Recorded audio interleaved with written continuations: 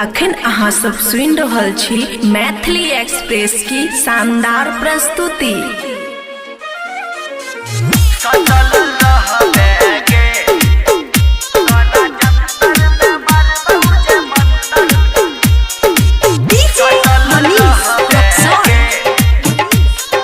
खुशी recording studio बलुआहा।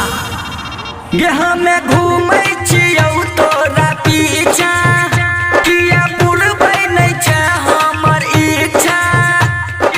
गे सोना सुन, यहाँ में घूमै छियौ तोरा पीछा, किया पुरबै नै छै हमर इच्छा। गे सोना गे छौरी तोरा जंतर में मरबौ जे मंतर त हरदम सटल रहबे गे। ये छौरी तोरा जंतर में मरबौ जे मंतर त हरदम सटल रहबे गे। तोरा जंतर में मरबौ जे मंतर त हरदम। खुशी रिकॉर्डिंग स्टूडियो बलुआहा।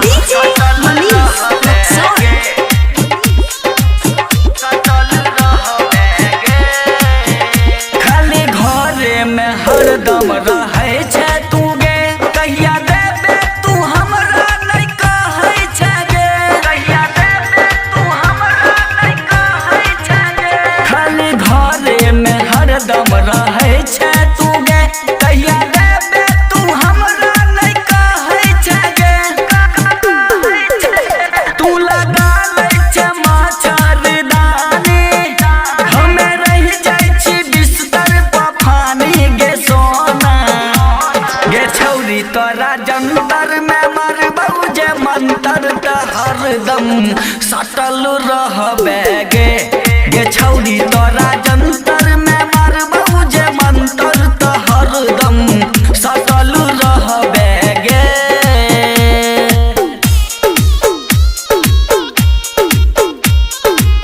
सटल रहबे गे। खुशी रिकॉर्डिंग स्टूडियो बलुआहा। ये बात आगे न छोट तू करै छै गे, रोजे हमरा से फोने पर लड़ै छै गे। रोजे हमरा से फोने पर लड़ै छै गे। ये बात आगे न छोट तू करै छै गे, रोजे हमरा से फोने पर लड़ै छै गे।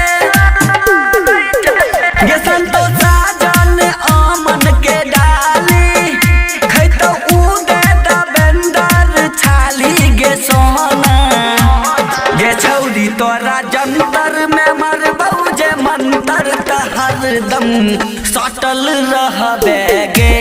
गे छौरी तोरा जंतर में मरबौ जे मंतर त हरदम सटल रहबे गे। खुशी रिकॉर्डिंग स्टूडियो बलुआहा।